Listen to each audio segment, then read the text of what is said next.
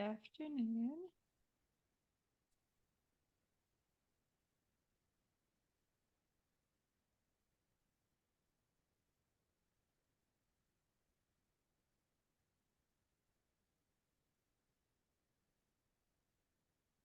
Okay. How's everybody doing today?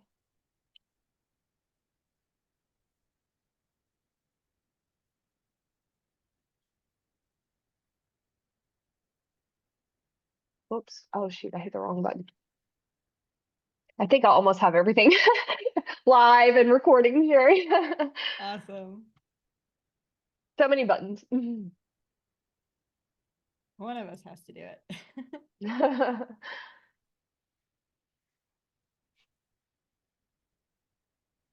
Okay. Well, Cameron says super busy but good. Good afternoon. Sunshine says she's tired. I feel like that's been my theme of the week. Tired. That's fair. That is well. I mean that actually goes right in line with our topic for today. Yeah, As for far sure. as okay. So real quick, just so you guys have the lay of the land while I fix my mic here. Um, we go live every Thursday. So if you are not subscribed to those notifications, let us know and we'll get you the link.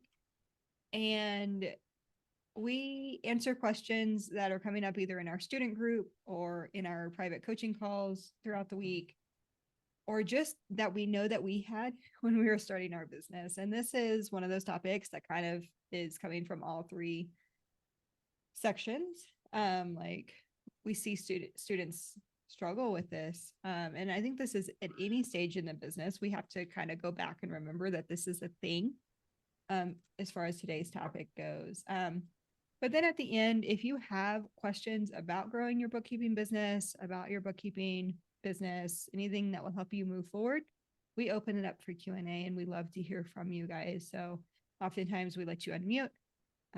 We'll bring you into the screen and we'll chat with you. So Julio, any other notes or announcements, Megan, before we dive into I don't believe so. I think that's it. so I also lost my notes. Those are always helpful to have. But today we are talking about just that like never ending to-do list. And I kind of want to set the stage a little differently, Megan, if that's okay. Yeah, But go for it. we've had several students over the years. So it's not just one student that has this issue. We've seen it multiple times. They enroll in the program. And, you know, as we're talking to them, they are working so hard on their business, which I mean, praise God that they're working hard on their business. Like they're trying to grow something, they're trying to build something from the ground up. That takes work. Have you ever stepped foot in a garden? Right? Like it takes a lot of work to cultivate the garden, to cultivate the ground, to plant the seeds, to grow the seeds and hope it works, right? Not all the plants are going to make it, which means not all of the tasks that we do are going to produce fruit, vegetables, potatoes, whatever you're growing there. So what we see happen is students are trying to do all the things and they don't know what, as me and Megan say, like move the needle forward. They don't know how to push on the gas. And so today we're kind of talking about that. And we're using an analogy that we thought was funny because it's so true. I know when I married my husband, his family shopped at Costco all the time. Costco was new to me. Like I definitely grew up where, you know, there might be $100 to spend on everything that you possibly need for like 2 weeks to a month, right? You step foot in Costco, you can get out for less than $200. Right. What, you know, 3 items is $100 buy. You know, toilet paper, paper towels, laundry detergent, you're done for the month, right? Like it's a totally different world. And I was totally new to that. Now, granted, you're buying in bulk, you're buying it for months at a time, not a couple weeks at a time, right? So just different cash flow planning requirements that I was need to. And so so with that said, like the way Costco and Sam's Club is set up, like when you enter the store, there's immediately stuff to buy that isn't on your like eggs, milk, butter, laundry soap, grocery list, right? There's like, so I now have a Sam's Club membership, Megan. But like both Costco and Sam's Club, you go in, there's clothes, there's cute clothes sometimes. There's, oh, rain boots, it's rain boot season, it's swimsuit season, it's, oh, I need pajamas or fleece. Like there's all these things, tools. And so when I was recently in Sam's Club, when I walked through, you enter and then there's like it was Valentine's Day and there was a big slew of Valentine's Day products, which caught my kids' eyes. They're like, oh, all the pretty stuff. Can we have it? Then there's jewelry. And then you turn the corner and there's just all this stuff, like outdoor stuff, tools, before you even get down half of the warehouse to bread, meat, and the stuff that you actually need. Like you have to walk through all of the stuff.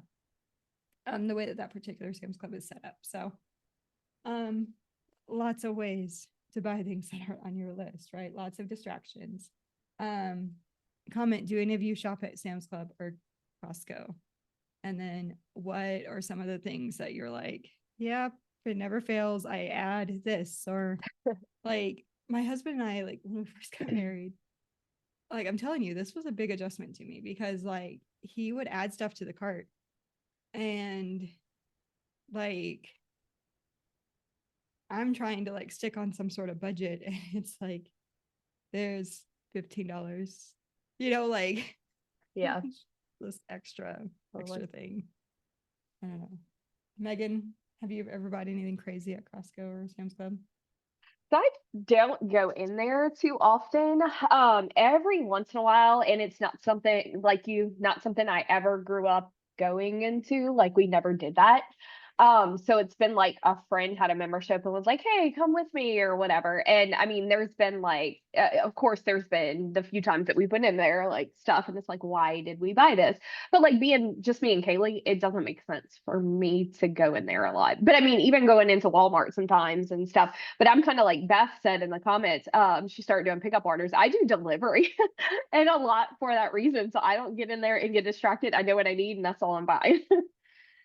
Same with Walmart or grocery stores. Like I Yeah. can see the total before I check out. I'm good with it. I'm comfortable with it. Yep. And I am not tempted to buy whatever it is. Yep. Um, Exactly. because like you go in and it's like the joy of shopping. But we also do this like to stay on topic. We do this with our to-do list. When we're Yeah. starting something, when we're cultivating it, we want to feel like we're working hard.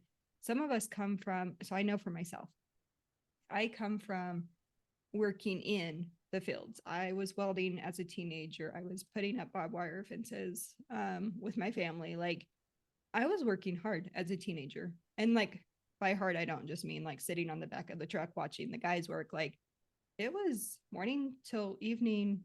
And I remember one summer we were putting up a barbed wire fence for a farm and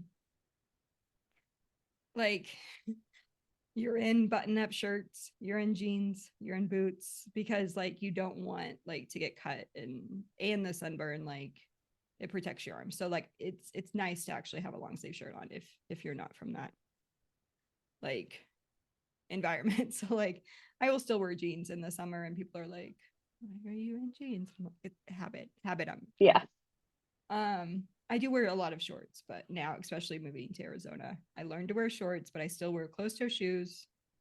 Like, I'm typically still in some sort of tennis shoe, structured shoe, and I am in shorts. And like, I'm just, if you catch me in the grocery store, I'm probably dressed down to earth. And that's typically how we show up here. So we show up nice, but we show up as we're comfortable. And so one time my brother-in-law, like totally, he's throwing up from heat exhaustion because we'd been out all week long trying to wrap up this fence and the dirt was dry. Texas dry dirt and all those things. So we want to feel like we're working hard. So if we're coming from an environment like that, and that might not just be working in the field, it could be any sort of reason, right? You come home, you're sitting on the couch and you're like, oh no, mom's home. I've got to look like I'm doing something. Right. So it can be created in a lot of different environments. Right.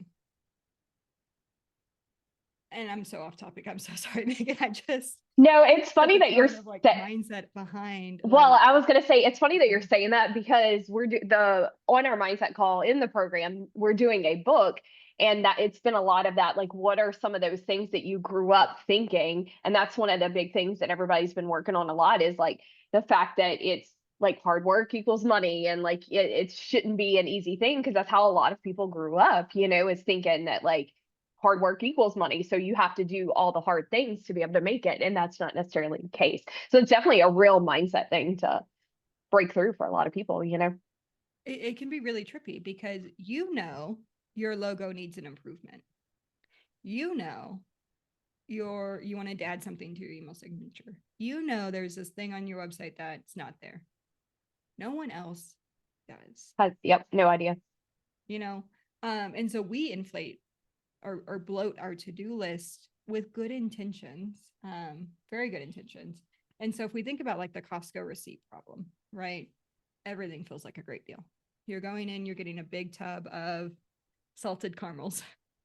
And my grandmother, or not my grandmother, my husband's grandmother, my children's great grandmother, she loves chocolate. She loves stuff. And she was telling me about these like 1 inch by 1 inch salted caramels that came in like a big tub. And she's like, that's 1 inch by 1 inch is too much. And it was definitely like it's a big bite of chocolate and caramel and salt and all in one bite. But it feels like a great deal. You're buying a big thing and they're big. Like you're eating one, you don't need a whole candy bar. Like that is a candy bar in and of itself. Or I might need this. So one of the things I remember, batteries. Do I really need another package of batteries? Yes, actually, yes. I recently bought 100 pack of, no, more than that, like a 500 pack of triple double A's on. And like we had gone through like the Costco, how Costco does like the eco-friendly batteries. We have invested in eco rechargeable batteries, but like, and we don't even do noisy toys for the kids, but I'm always needing like an extra battery or something for like the kids stuff, or not necessarily noisy toys. There's just always Well, a need for batteries. yeah, remotes, anything needs batteries. So yeah, I I'll get stay that. on topic before we lose everyone, but like I need this, or like it's designed to make you purchase. If we're coming from a mindset or like this hustle, like we're going to get into this hustle culture, our to-do list can start to feel the same way, right? So like all of a sudden our cart is full with not the eggs, not the butter, not the milk. Okay. Apologize for like 15 minutes of explaining where we're going with this on my like roundabout way to get there. But our to-do list does the same thing. So with the logo that needs to be changed. And so we sit down at our desk. I can't take a picture of my desk. I'm too embarrassed. But like the temptation is to sit down at my desk and clean it off, wipe it down, dust it, move stuff off. Cause like I share that like I fidget with whatever's on my desk. Fidget with whatever's on my desk. And so like literally it's kind of a distraction to me. And but right now I am like having to stay focused. So it's just here. And so stuff comes on my desk. My kids put stuff on my desk, to get stuff put back away, and it just stacks up. That's not a to-do list. It's not an item that I need to do today. It's not going to generate me profit. It might make me feel good. I accomplished something, right? But it's not going to move the list. Okay. So what are the costs of this like bloated to-do list?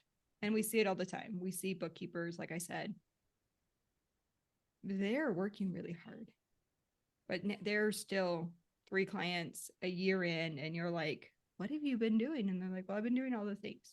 I've been watching the training. I've been watching this other thing. I signed up for this email list. I signed up for this challenge, and we're not staying focused. So we're at Costco or Sam's Club, and we're now at the like granola bar type aisle. And there's not just 1 or 2 to choose from, right? There's like 12 different granola bars to choose from. And what happens is your brain says, I need granola bars, but now there's 12 to choose from, unless you obviously know which ones you like you're going to go get, right? But it becomes this unnecessary task to now choose between 12. And that's where we start getting into like decision fatigue, if you've ever heard that phrase, like just this, I'm inundated by the too many choices. And that happens with our to-do list. We start to get busy, but we're not actually making money. And that's the problem that Megan and I wanted to address today is we're busy, but we're not making money. What causes that? Obviously, the bloated to-do list. Sunshine's adding analysis paralysis, right? Like we just get stuck. What do we need to do? Sometimes, give me just a second. Y'all, I'm gonna drop a video in a YouTube video here in the chat for y'all as well. This is kind of goes into a lot of this. This is Mel Robbins, and she goes through like a brain dump thing. So sometimes it feels like you're overwhelmed and like, hey, where do I even start with that to-do list and stuff? That's been super helpful to me in the past. So I just want to share that too while we're on that particular topic. So looking at those 12 different things or whatever, like trying to figure out which is the most important. Yeah, and that's definitely one of the solutions for this. But real quick before we get to those solutions, because that is like one of the best ways to like tackle this. First knowing why. Like, why are we doing this? So sometimes we trick ourselves into being busy because we're scared of doing something hard, some unknown, or we just did something hard and now we're feeling it. We just put ourselves out there. And for whatever reason, we don't know this feeling. You might not even be conscious of the feeling, but like, it's like your cortisol went up or just you're like, I don't even know how to call it, but like all of a sudden you're like, I just need to drown myself in either busy work or whatever. And it's a result of putting yourself out there in a different way than you have before, or knowing in order to get there, I need to do this and I don't want to do this. Right. That could be posting on Facebook. That could be starting a podcast. That could be starting an email list. Some of you guys need to start an email list and you're scared to. It's not that you don't know how to or don't want to. Those are all figure out a bull, just like the garden is figure out to bull. But this is also where getting clear on like why and what we want out of the business really helps. So if we don't want a garden, we shouldn't be out cultivating the dirt, right? If we just want to eat healthy, we need to be budgeting to go buy the carrots and the celery. So what is it? Where are we going? Okay, so how do we do that? What are tasks that we need to return? We need to return to the shelves before we check out, right? This could be over researching, over learning instead of just doing it. This is probably the second thing we see bookkeepers do is they're so scared of getting a client until they know enough to go get that client. There is something about bookkeeping, something about accounting. It is a very tactile skill for our brains. When I was in high school, I had one of my high school teachers for accounting. So yes, I started in accounting in high school, all of those things. He mentioned that it can take like 10 years for someone's brain to actually click on accounting. They could be doing the task, right? But for it to actually click, it can take like 10 years. I've been doing this now for over 15. That is crazy. Like in some form, right? Like, so accounting to doing it to teaching it. And there are different levels that clicks like for other people. And I can see that. And I can see, oh, it hasn't clicked yet, but you're doing the task. So like, let's just give you the checklist. It will click. The more you learn it, the more you start to understand it, the more you ask questions, it will click.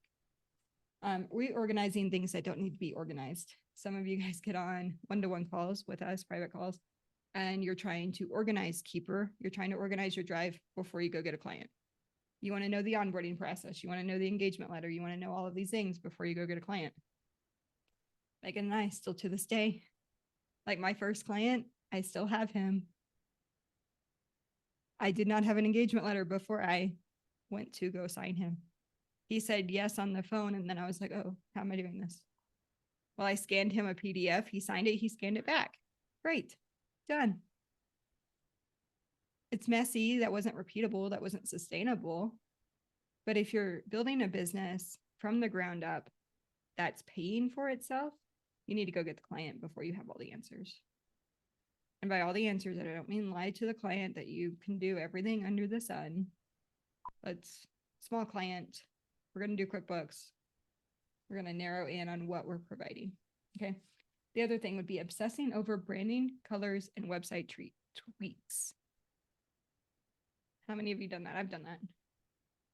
I've done that. Your logo, how you're showing up on social media. At some point, that will be slightly important, but it is not that important. Okay. Depending on what your goals are. I would say get to 6 figures first before you redo anything that we've already done. I did get to a point where I did redo. Full disclosure, it was before 6 figures. I needed it because I needed like a mindset shift. And I was looking at my colors and I was like, this is very outdated CPA firm. And so for me, it was a big hang up. I took 1 week, gave myself a deadline, got it done, figured out how to speak more to my client, and did reap the results of that. So there are times to do it if you've done it really, really poorly and it's hindering you. Oftentimes it's not hindering you, you're hindering yourself. I could have shown up on social media with the same branding, with the same logo, and just changed my tone. But the way my brain works, it's very much ABC. I needed the full picture. But I know that about myself. Like I need ABC. I can't just go do C without like A and B. I see this all the time in my business and I'm trying to like get really better, a lot better about just going to C. But sometimes it takes my brain a little bit. How do I get to C if A and B I don't know? I don't know if that makes sense, but like sometimes there's an order of operations that we know personally we have to achieve.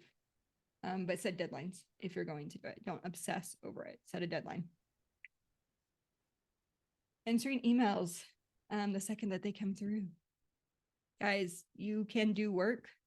So let's say you're working this as a 9 to 5, right? Or 8 to 5 or whatever. You're taking a lunch break. So you're transitioning from work. You're now full-time home with the business. We're going to assume an 8 to 5 schedule. So 8 a.m., you sit down at your desk because you're going to keep this like rigid schedule so that you can grow this business.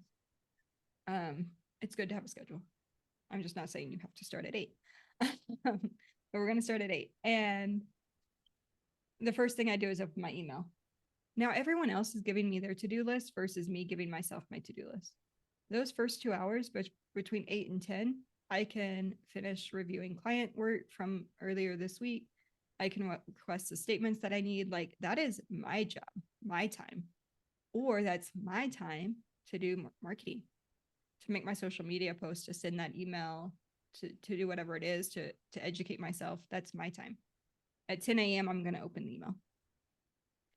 This works really well if you have if you're not doing sales tax, payroll, all of those things. Even then, it should still work if we have really good boundaries and systems that we're adopting into that. But set boundaries. Check your email 10 and 2, 8 and 1. Pick the time, but don't let your email dictate your to-do list, because then you're always going to be in a state of reactiveness and you're going to want to burn your business down faster than the normal person wants to burn their business down. At some point, you will want to burn the business down. Just FYI. Like on YouTube, if you've ever looked at YouTube or things like that, it's like YouTubers will go through a dip and you can see it in their analytics. They're taking off, but then they just dip. Right before that dip, they take off. You're going to experience a dip. And that typically, me and Megan know you're there because you're coming to us. I want to burn it down. Does that make sense? That's one of the ways that we can identify you're probably right there at that hockey stick kind of transition in your business. Okay. So Megan was kind of alluding to, how do we start trimming this fat? How do we put those things back on the shelf?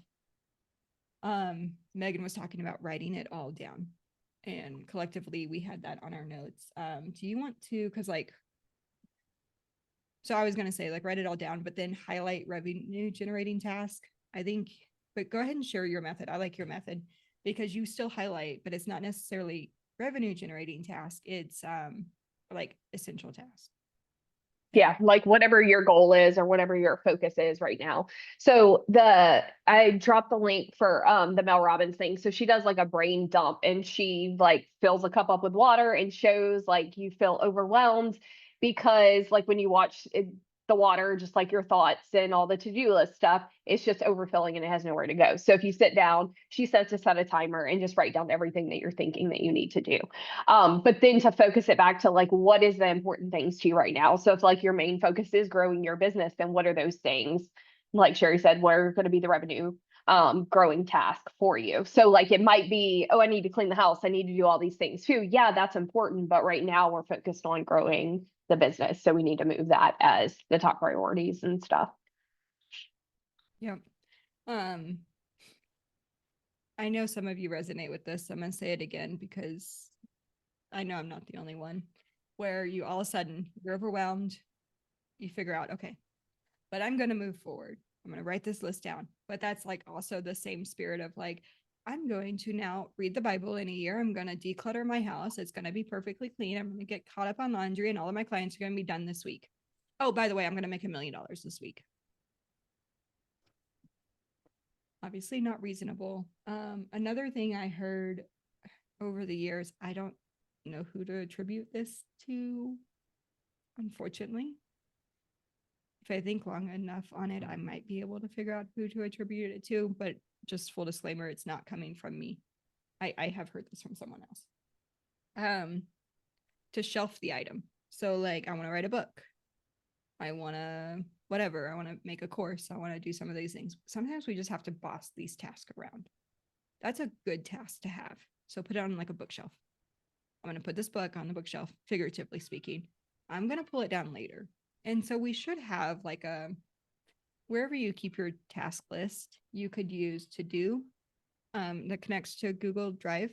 You can also make a section in Keeper if you're using Keeper, future to-do list, right? XYZ book, start the blog, start the YouTube channel, start email list or whatever. Ping yourself, have a task. If you're going to do it in Keeper, like have a task, quarterly review, future to-do list. Is there anything now that I'm ready to take off that shit? But until then, not today. And that's okay. But we want to write it down so we don't forget about it. Cause like if it's something you really want to do, you'll know. And as you go through, you'll be like, oh no, that was just a whim. That was a distraction because of whatever. And you're gonna be good with it. Right. Or you're gonna be like, oh, I could do this in a just a slightly different way. I can do this quicker. Whatever. Now you're ready to do it. But you can put something on the shelf and that's okay. That doesn't mean it's a never thing. It's just a really not right now thing. So, but yeah, you can have a later list. Because some of those things that are going to show up on that to-do list, like you're going to have like, so I would say like the third thing we see bookkeepers do, they finally get a client, they finally get a cleanup. The first thing, almost what, 95% of the time, Megan, is what my gut says, is marketing goes out the window. Now they sit down at the desk, they start working on that client work, they work on it all day long, they go to bed. Marketing never happened. Pay yourself first, and pay yourself first. Another form of paying yourself first is to market for your business first. Yep. Keep up with your bookkeeping. Like you don't have to wait till the end of the year to do your own bookkeeping. You could schedule posts, yeah. But like that, you still have to sit down and do that, right? So at some point in the month, you have to sit down and schedule posts. If you're creating a full year of content, I wouldn't schedule out a full year of content unless you have really sat down and spent the time to create those posts. If you're telling me, hey, I've created 365 days worth of posts in ChatGPT, you're not going to get revenue from those. Okay. One thing Denise DT does, unfortunately, Megan, I don't save stuff like you do apparently with links. I don't know what video I saw her talking about this in, It's on her YouTube channel. She was talking, it was like a round table. Like she was on a couch serving like her mastermind people. And she took a clip and put it on YouTube. So I watched it. And she says when she schedules her posts, so she schedules posts, there's nothing innately wrong with scheduling posts. I will say the posts that you post organically, we're going to get a little bit more traction, more engagement. But if it's on your business page, go for it. She schedules it. She'll do like every Thursday and then every Tuesday. That way, if she gets interrupted by life, so like she is a mom too. And so if her kids interrupt her, whatever, life gets in the way, it's time to go pick up kids from school. She at least has 4 posts going out every Thursday and every Tuesday. And then she'll come back and do Wednesday, Monday, Friday, whatever days. Just something to think about. Like you don't have to do it Monday, Wednesday, Thursday, Friday. Like go ahead and schedule it for the month. Like if you can only do 4 posts, do it every Thursday, every Tuesday, whatever day that you're picking. Same would be with like, yeah, you should post every day. Good job, Cameron. Same with like YouTube or email marketing. I would rather you schedule 12 emails to go out for the year once a month than only send 5 emails 1 week a year. Because that's going to take just too much time, right? So like if we can go ahead and think about like, what if life happens? What if I do get a major cleanup? But in terms of paying yourself, like, okay, there's scheduling posts, but you should not only be posting to grow your business. Like I think of that YouTube video, the thumbnail is like social media or, posting is not marketing. That like haunts me. Like I see it every day. I can't tell you her name. I could find it in like 2 seconds, but what else should you be doing? You should be having conversations. So sure, you're great. Your posts are scheduled, but that doesn't mean you have the permission to like not do any marketing because you have a cleanup and your posts are scheduled. That's not marketing, right? That's an aspect of marketing. That's like nurturing your audience. That's providing value. That's getting yourself seen. Okay. I'll pause there on my thought, but pay yourself, market. But yeah, so like, do you guys do this with your shopping list? So the point there was like, before you go to the grocery store, you probably look at your shopping list and say, do I really need XYZ? And you cross it off. Right. So ideally, if you are physically going grocery shopping or physically doing a delivery, you're adding stuff to the list, but before you check out, you review it, right? You're like, ooh, I was only going to spend $300, $100, whatever it is. I'm at 150. What can I take off? Right. If you're having a hard time prioritizing task, revenue generating task, marketing, talking to clients. Caveat would be you do not need to sign up for everyone who says, hey, I want to have a call with you, coffee chat. Let's network. Could also be code for a sales pitch. Pay attention to that and kind of ask questions. Like I know when I started my business, I did not have time for all the sales calls that I got, like thinking and being told that they were networking and they wanted to send business my way. In reality, they had 0 people they could possibly send, to me.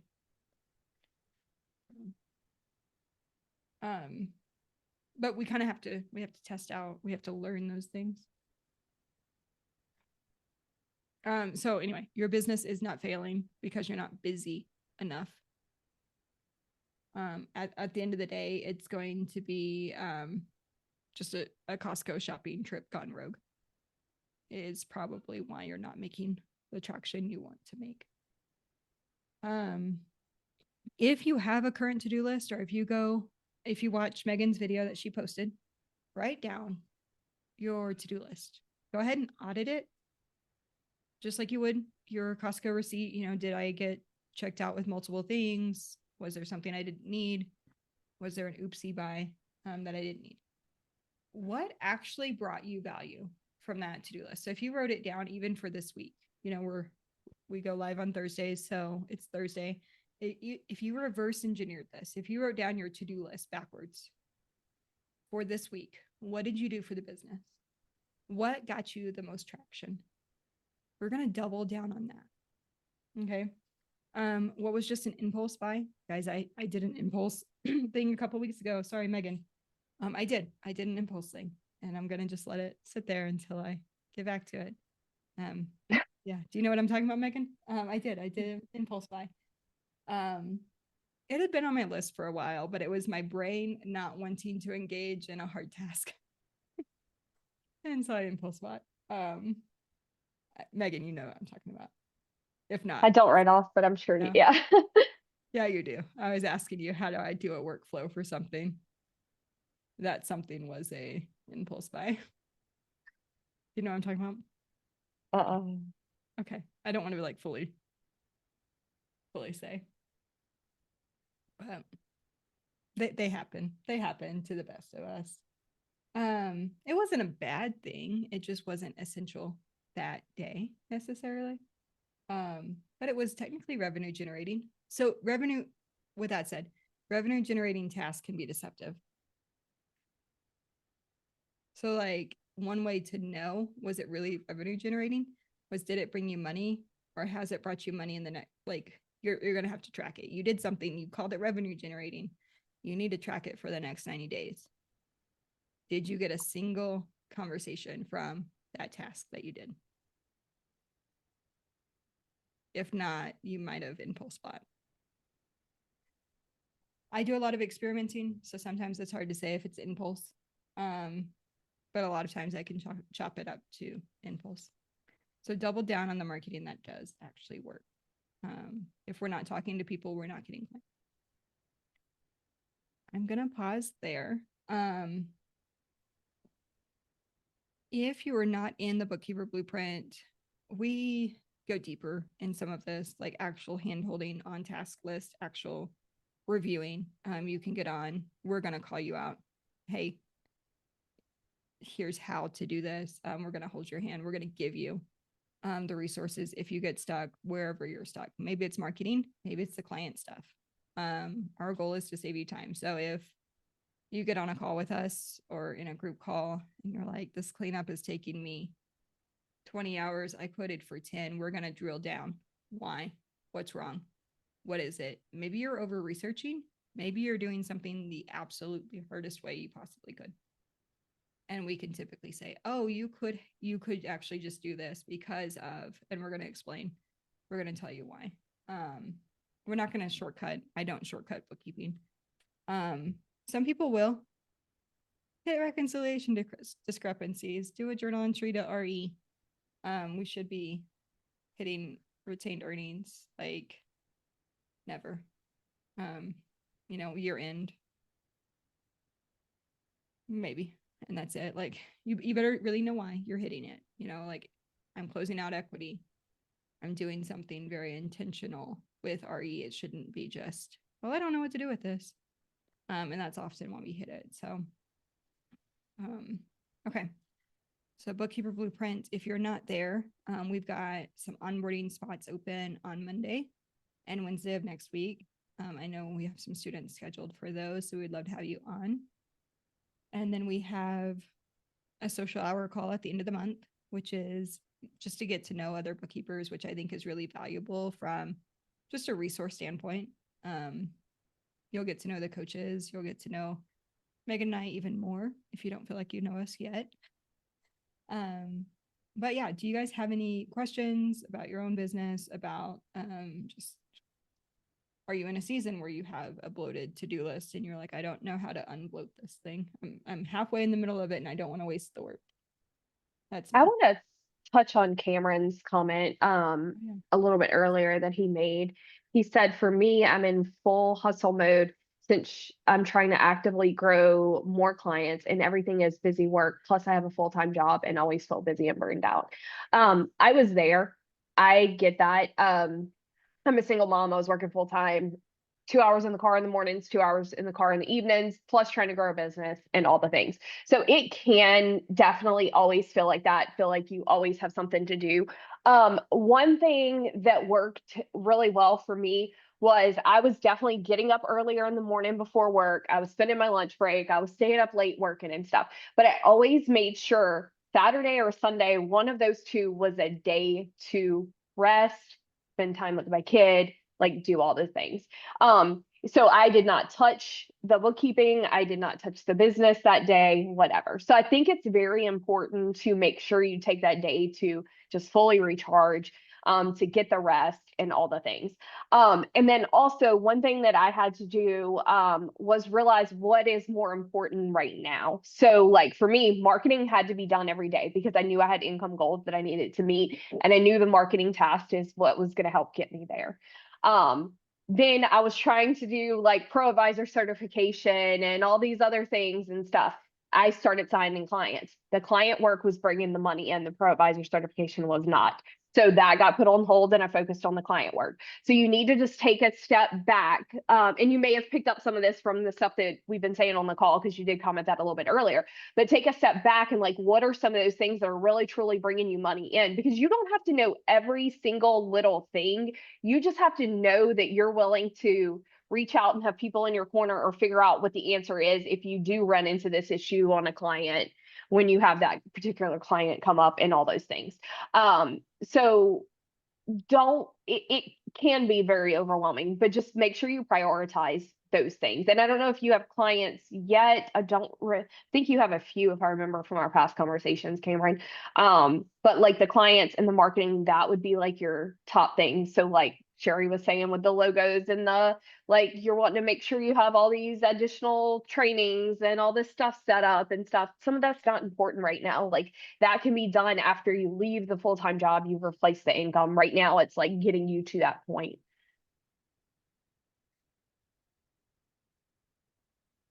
Absolutely. To Sunshine's question, she's working on all the things right now. She's trying to learn all the things about marketing, SEO, Facebook, Google Ads. Some of those things. So SEO is dying. There are some tricks that you can do to in the future to kind of like you can set up now to help with that. But that's where AI is kind of killing the way SEO used to work. And this is coming from someone who learned SEO 10 years ago. So like blogging, all of those things. Good question, Liz. SEO, search engine optimization. So that's when you type a search term into like Google and like bookkeeper near me. And Google says, okay, great. I'm going to load up Sunshine's business and your business and whoever's business is within 30 miles of you. And so you're going to see like their reviews come up, but now you're also going to see like a AI summarized link. And so now we're actually catering to AI search where there's a link and it's taking you back to your website. If you go write 100 blogs or 1,000 blogs on ChatGPT without editing, without adding your own voice, without doing all of those things, you're going to completely fail at that. But like Google Ads, for instance, is a long play. So like you can set those up, but that's not going to necessarily bring a client today. So that really depends on like what is your long-term strategy. It can bring clients. I would just be really sure on like what is your budget, how much are you willing to spend to investigate learning all of that. I'm not saying it's a bad thing. I've done Google Ads. I liked Google My Business because it was free. Google My Business and Upwork and Facebook, and then website blogs or a podcast, email marketing. Like if we're getting the nice thing that like the reason I am pushing email marketing is because it bypasses all of that. So like it really does help you hit the ground quicker because as people are getting on sales calls with you, they should be opting into your email list. It takes an average in the accounting industry 6 months for a client to sign, unless they're like, I'm going to sign with you. I already know, like, and trust you, or you're my only option. Like I found you, so-and-so recommended you. I'm going with you. As long as the price is right. Like you're going to get those people that are just going to sign. But some of those no's, it's not a no because it's a no to you. it's just great. I had this question. I reached out. You don't know how busy my life got. We had a baby. My building at work got caught on fire. I got swamped. I went into my own work busy season. Like, whatever it is. It was summer. My kids were home. Whatever it is. Their life their people too. Sending an email every month gets you in their inbox. And unless they like filter you out for a specific reason because you're bugging them, you're not bugging them. If they want your service, getting in that inbox makes it super easy for them as soon as life calms down to be like, hey, I didn't forget about you. I just couldn't say yes right then. Can we get started? And so that's just, it just feels like an underutilized opportunity that bookkeepers have. So I would much rather you spend time on email marketing than Google Ads, because we can share that for free in Facebook groups. We can share that for free on Reddit.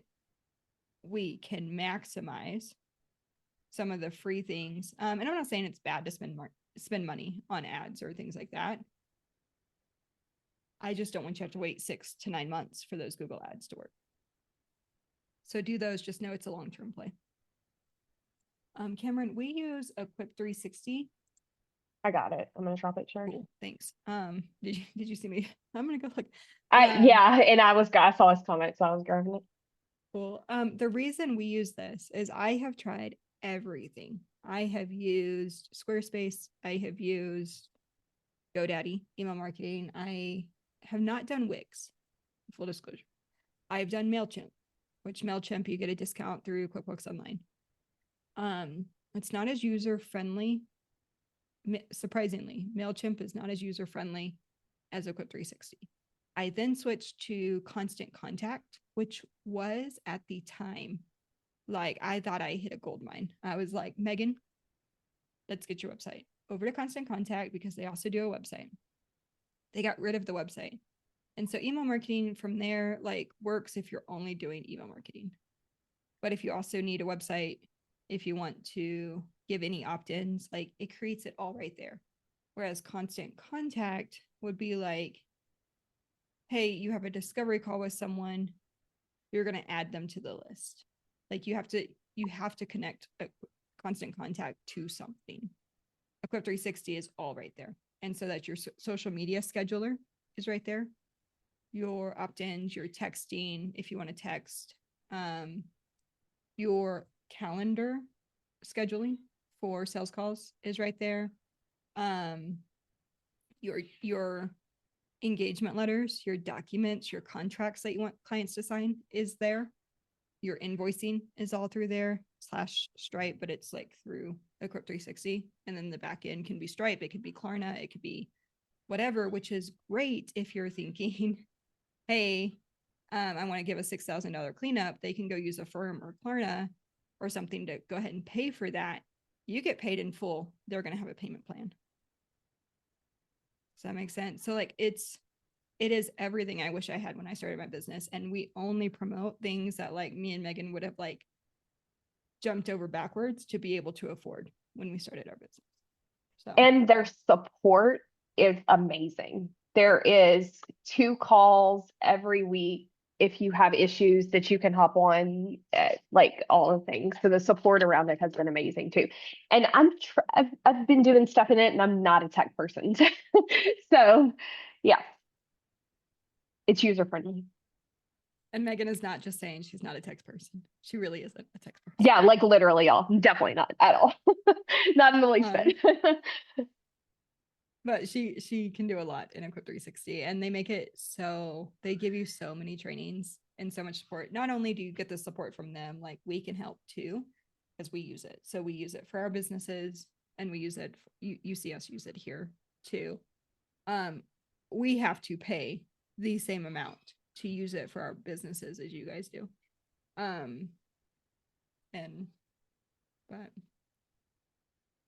like, for instance, you guys know, I've disclosed that I've used something from the very beginning called it was called Practice Ignition when I first started. It's now just Ignition. It is an accounting, invoice, engagement letter software. Equip 360 replaces it. And I've been paying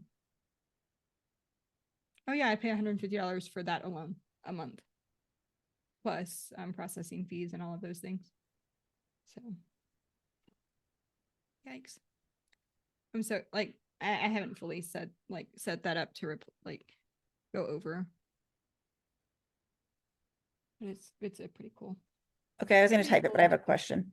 Um, so I've used project conditions and I can verify it's super expensive because they charge you monthly and also per contract. I don't know. It seems like it just keeps adding fees. But my question is with Equip 360, does it do so one thing I liked about project condition is we could set them up on recurring payments and they wouldn't have to go in there and put their yes in every time it just came out of their cards. And that's been a hard thing to find. Like QuickBooks does not do that, but does Equip 360 do that so they can set it and forget it? So you're inside the bookkeeper blueprint. Are you having to go in monthly to say, yes, I want to pay this bill? No, actually I don't. You're Yeah, right. that's how it's all ran. Yeah. So yeah, you can Okay. set it up to be. All right, I got to take my call for my insurance Oh. people. You're good. So yeah, there is a way to like connect documents and then do invoicing and set it up recurring. But the nice feature is you can do a payment plan now for those larger cleanups, which me and Megan did not have access to when we started. We had to do our own internal payment plan and hope that they paid. Yeah. Now, sometimes you might still need to if they, you know, can't get approved for that or whatnot, or it's just a no. I had a coach early on tell me, not early on, somewhere in my business, suggest doing like weekly payments. Because if you think about like, if you buy a car, right? What sounds better? 147 a week or $800 a month. I know that does not equal each other. 188 a week or like 800 a month. Does that make sense? And so you could break it up weekly and just charge them weekly. I've done that with a couple of clients and that worked.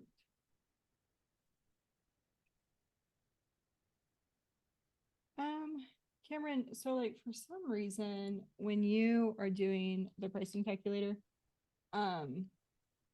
it's like changing the link on you. Let me grab it.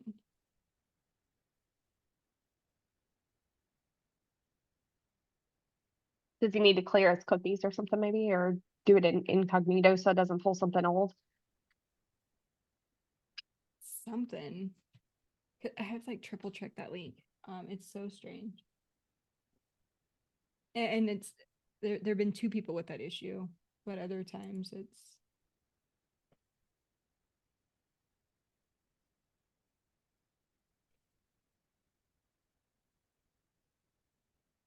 I buy a lot of spreadsheets from people. And they will, say, hey, it's copy only. And if you request it, we're not gonna do it. But I do want you to have it, Cameron. So.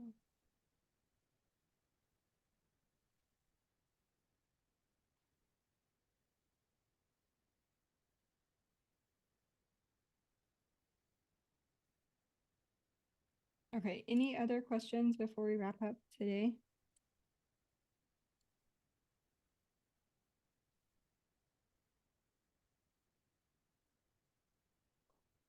We had and I kind of answered a couple of questions on Facebook.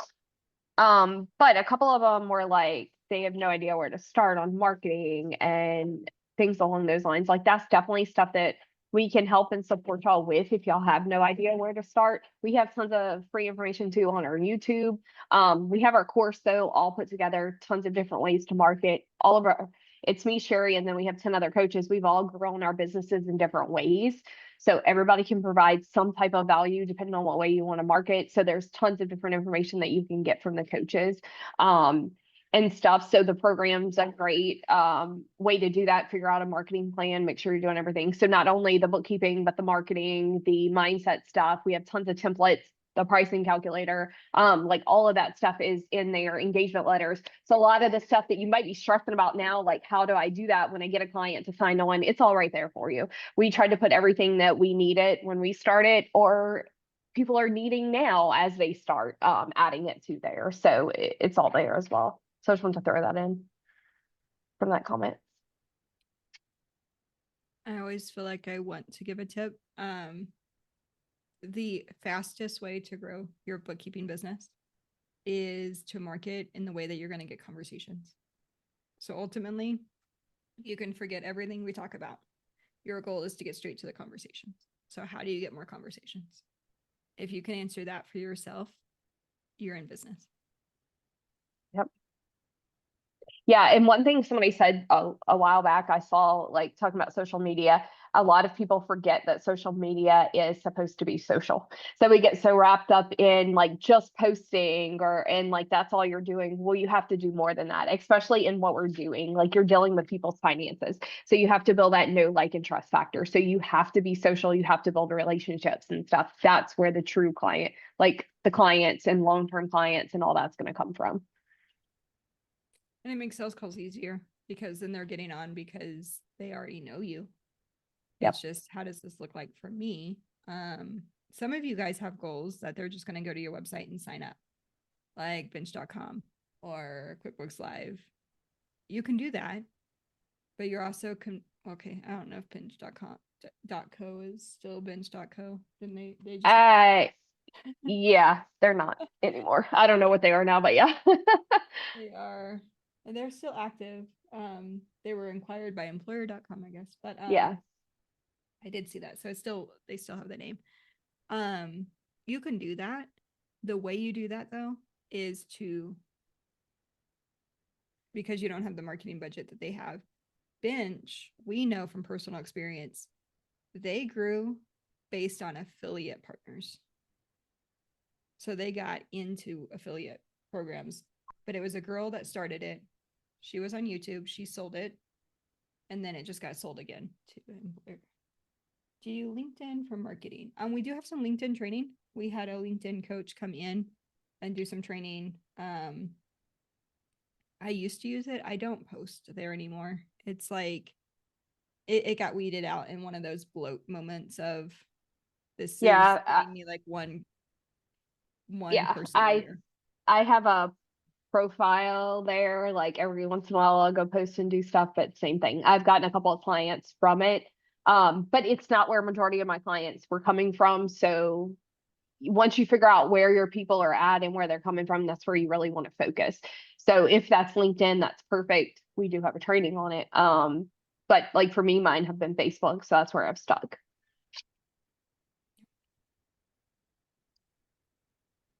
LinkedIn does work. You just need to be there. I'm just not Yep. naturally there. Yeah. Well, good chat today.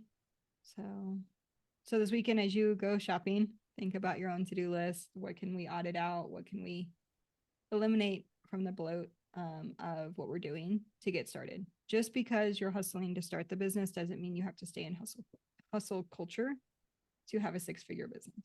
And let me just add, here's like the key. We had Juanita on a few weeks ago. Yep. She is not hustling for her business. She is in the sense of she's working a full-time job and she is coming home and doing her business. But nowhere in that conversation did she say she is working herself to burnout or to death. It is slow and steady. She's at 6 figures, right? So there was diligence, not hustle. So diligence being the tortoise, hustle being the hare.